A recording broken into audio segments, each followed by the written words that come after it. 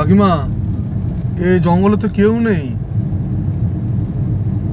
হ্যাঁ এত ঘন ফরেস্ট, হ্যাঁ বলুন না, ভাগ্যিস রাস্তাটাকে ঠিকঠাক বানিয়ে দিয়েছিল। এই রাস্তা বানাতে গিয়ে কেউ নিশ্চয়ই কোনো কাকিমা কিছু বলুন। দূর অ্যাটাকও হয়েছে তাদের উপর। মা কেমন লাগছে তোমার জায়গাটা? ভালো কিছু ভালো, আর একটু সামনে ওই যে একটা গাড়ি দেখতে আসছে। দেখতে যাচ্ছি সব। চারপাশটা কেমন লাগছে? আপনার বক্তব্য প্রেস করুন, একটু কিছু বলুন। ওই জায়গাটা সব ভালো লাগছে ভয় লাগছে না?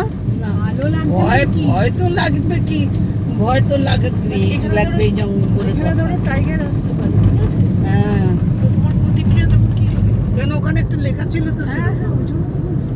আচ্ছা আপনাদের প্রতিক্রিয়া কি? কি করবো? আচ্ছা উপরে এই কীর্তনটা করার কি দরকার? এপাশ থেকে ওপাশ গাছে কি বাদর লাফানোর জন্য? হতে পারে। আরে এইটা তো একটা মানুষ যেতে পারবে না ওইটার মধ্যে, কি করতে বাঁশের ওইটা লাগিয়েছে? রাস্তাটা যখন করেছে তো অনেকজন মিলে করেছে, তাই না? হ্যাঁ তখন এখানে জেসিবি ছিল, এই ছিল, সবই ছিল, প্রজেক্ট ছিল। তো বলছি কিচ্ছু নেই ভেতরে, মানে পুরো একটা কোনো মানুষের চিহ্ন নেই, তাই বলছি। কালকে দেখো তাই ঝড়ে গাছ ভেঙে পড়েছে।